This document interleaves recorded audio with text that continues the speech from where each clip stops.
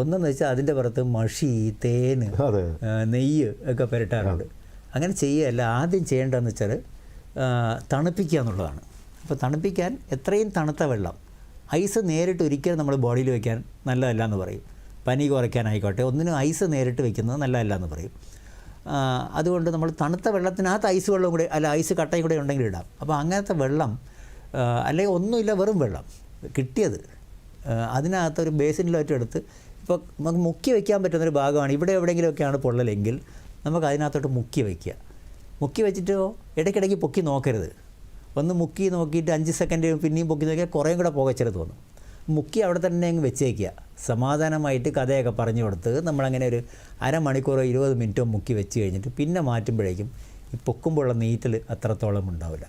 So അങ്ങനെ. ഇനി അഥവാ മുക്കി വയ്ക്കാൻ പറ്റാത്ത ഭാഗത്താണെങ്കിലോ, ഇപ്പോൾ തോളിൽ ഇവിടെ പൊള്ളി, ഇവിടെ എല്ലാം കൂടെ പാല് മറിഞ്ഞു, അല്ലെങ്കിൽ കറി വല്ലതും മറിഞ്ഞു, തിളച്ച വെള്ളം മേത്തെല്ലാം തെറിച്ചു, അപ്പോൾ അത് മുക്കി വയ്ക്കാൻ പറ്റില്ലല്ലോ.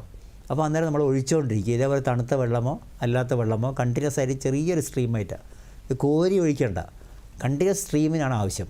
20-30 മിനിറ്റ് തണുപ്പിക്കുക എന്നുള്ളതാണ്. അപ്പോൾ അതിനു വേണ്ടി അത് ഹോസ്പിറ്റലിൽ പോകുന്ന മുമ്പേ ചെയ്യാം. ഹോസ്പിറ്റലിലോട്ട് എടുത്ത് ഓടേണ്ട കാര്യമില്ല. ചെറിയ പൊള്ളലൊന്നും അങ്ങനെ ഓടേണ്ട കാര്യമില്ല. തണുപ്പിക്കലാണ് മോർ ഇമ്പോർട്ടൻറ്റ്. അപ്പോൾ അത് നമ്മളിങ്ങനെ ഒഴിച്ചുകൊണ്ടിരിക്കുക അത്രയും നേരം.